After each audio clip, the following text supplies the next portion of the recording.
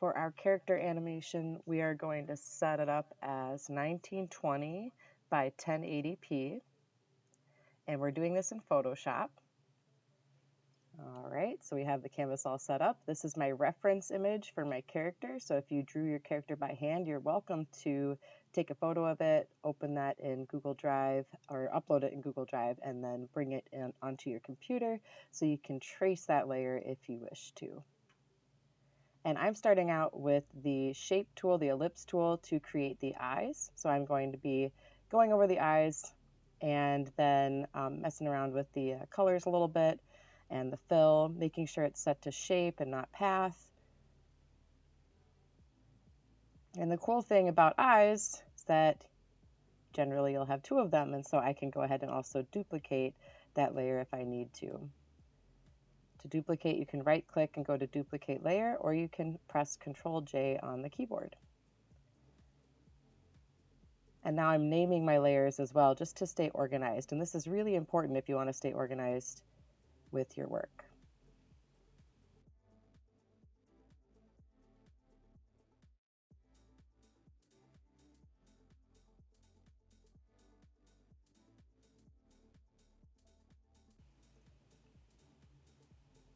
Next, I'm going to be using the brush tool, and I'm setting it as 100% for hardness and just making it a little bit smaller. I'm going to do a new layer as well. This will be the body of my little character.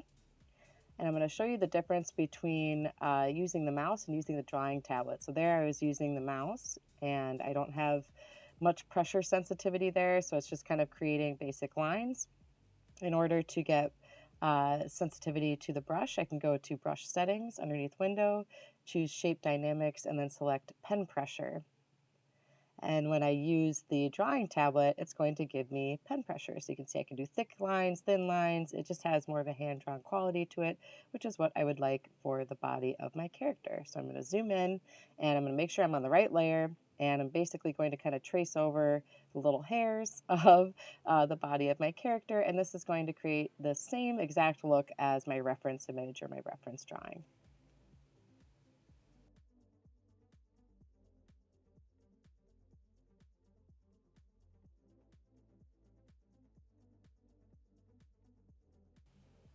All right, now I am using the pen tool to go over the feet. I'll also do the ears with the pen tool. And I'm just changing the fill here and the stroke. And these will just be on their separate layers. The nice thing with using the pen tool or the shape tool is that it just automatically makes separate layers in the layers panel for you. So now I'm just going back and renaming those layers so I can keep track of which one is which. So I have right foot, left foot, and then I'll have right ear and left ear. So you can see I've used just about every tool I've recommended so far. So the shape tool, pen tool, and brush tool for different effects. And then once again, naming those layers to stay organized.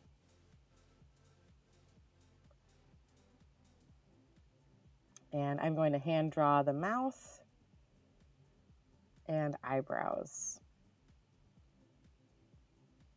I'm realizing here that my the size isn't going to work here in the color. I want to change that, so I'm going to do that.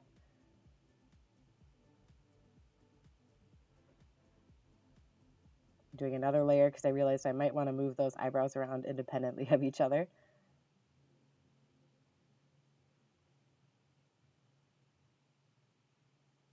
Now I'm doing the mouth. I decided I didn't like that one, so I redrew it with the drawing tablet. So a big difference between using the mouse and the drawing tablet.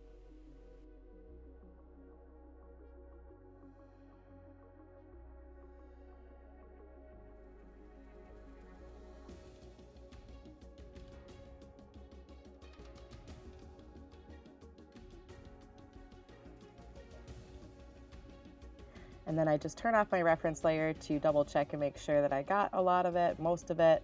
I realized later on that my character is transparent, and here I'm just saving it. So this is a good time to save. I got a lot of work done. I'm going to save it, and then I'll keep working. So at least then I have a backup copy to go to.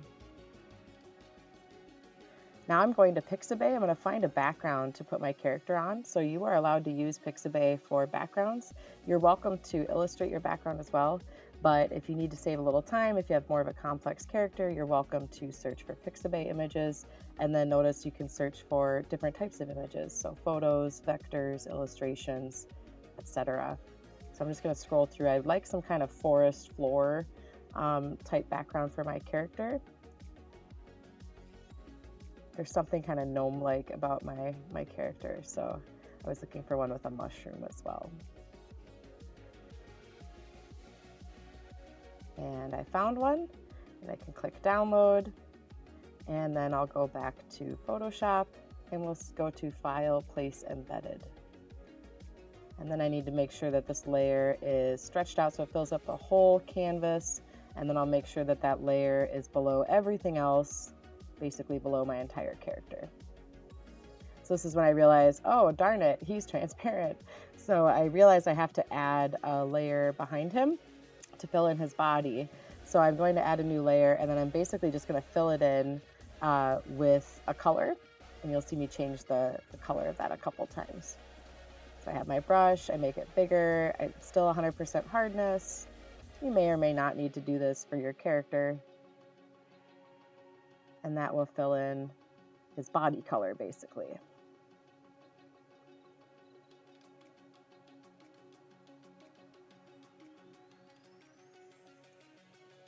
So I'm literally just coloring him in. If I tried to use the paint bucket here, it wouldn't work because he's not a solid, he doesn't have like a solid outline to him. So it actually worked out pretty well that I had the background in and then realized my mistake. I could easily go in and just color in a body basically. And then I can paint bucket that to change the color, which you'll see me do in a minute. So I'm kind of playing around with colors here in the paint bucket, seeing what works. And I realized I really don't like any of those colors, and I wanted to modify it a little bit and steal that color blue but make it lighter, so more of a periwinkle blue or lavender blue almost. Do file save just in case. All right. And now I'm going to group all these layers together. So I click on the top one and hold shift on my keyboard and click on the last one. Right click in that empty space there, and then you're going to go to group from layers, name your group. And I always like to make a copy of the group, so I'll right click on that and go to duplicate group. You can also do Control J, and that will duplicate the group as well. So then I have a backup copy to go back to that I just turn off. And then I have this whole group here that I can merge together if I want to do that, or I can just independently animate the parts that I need to. So you can see here I went ahead and I selected all those layers again with shift, then I was able to move everything all together. Now I'm looking for my timeline, so I go to Window, Timeline, bringing that down a little bit.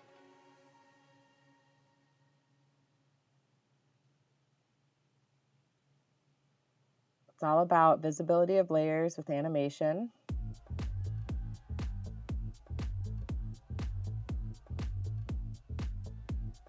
There we go, and I'm just kind of showing how to do Puppet Warp on the mouth here. So I went to Edit Puppet Warp, I made sure I was on the mouth layer, and you'll see I can kind of basically make the mouth into a smile rather than having to redraw it over and over again. I'm just basically duplicating that mouth layer, and that's going to allow me to warp it. So I'm duplicating it, then I'm warping it a little more, then I'm duplicating it again, then I'm warping it a little more, and you'll see me do this with the body of my character as well.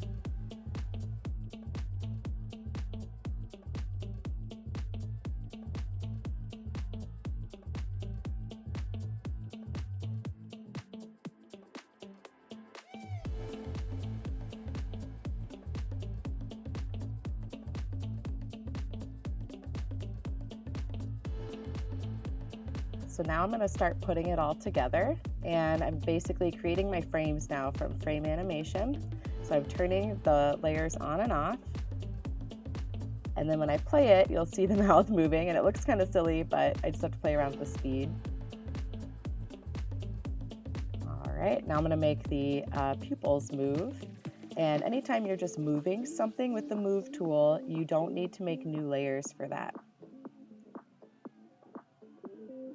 So you'll see I'll be able to just move it. I'm just using the move tool. Do not do Control T, otherwise it's going to think you want to transform it, and it's going to apply it to all your layers It's just going to mess everything up. So just use the move tool. Do not use Control T when you're just moving a layer.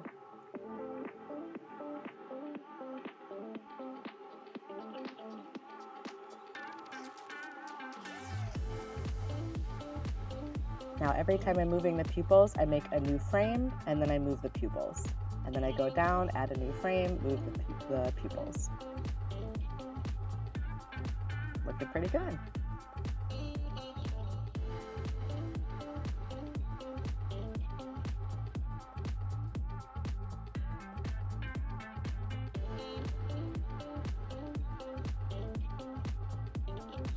Here is where I decided I needed to combine all of that group. So I went ahead and grabbed that layer and I decided to, my top layer for my character, and then I highlighted it and selected the bottom layer. So I'm just making a duplicate basically so I can keep those layers there, and then click OK. I'm going to turn that off.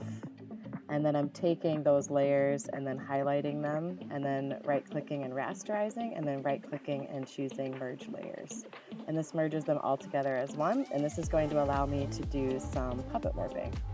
And it keeps my animation the same, so I don't have to worry about that. If it does change it, you can just go back to the first frame and just double check that everything's working. So sometimes you have to turn layers on and off when you go to the first frame. And I'm also reorganizing here, trying to get it to move above the group there. So I'm just going to call this my character, basically. Move them all around. He's all one layer. Easy to puppet warp. I'm just double checking here, making sure the right layer is turned on so it's not covering up all of my work.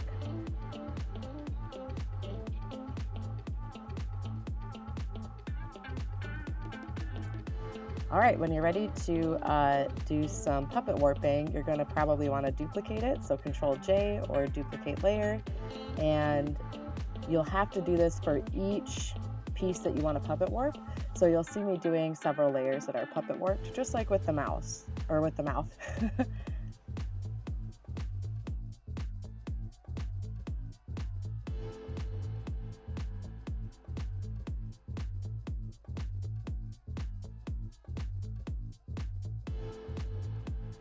All right, so you will see me continue here to warp it a little bit, and I just want it to look like his body's moving a little bit, so just small adjustments to his feet and his ears and his body, his arms, and I do that for each layer.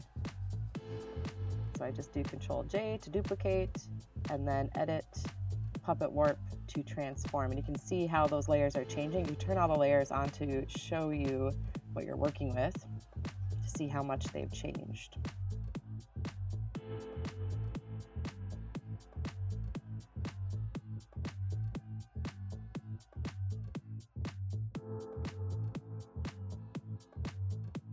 And now I'm just putting it all together. So now I need to add more frames here, make sure the right frames are turned on and off. So if you see something that isn't supposed to be there, click on that frame and then double check your layers panel to make sure the correct layers are turned on or off.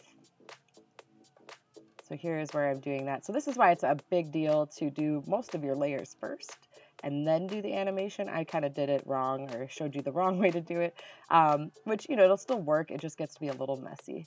So it can be a little more complicated if you are building your layers while animating at the same time. So you can see his movements starting, and he's looking pretty cute. And I definitely have to add more layers, but this is a good start.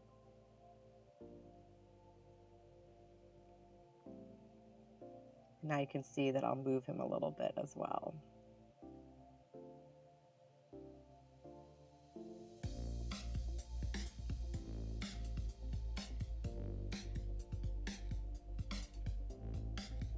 Just to get a little more movement. And that is basically it for using Puppet Warp. I'm saving it, and I'm ready to continue on animating to complete my character animation.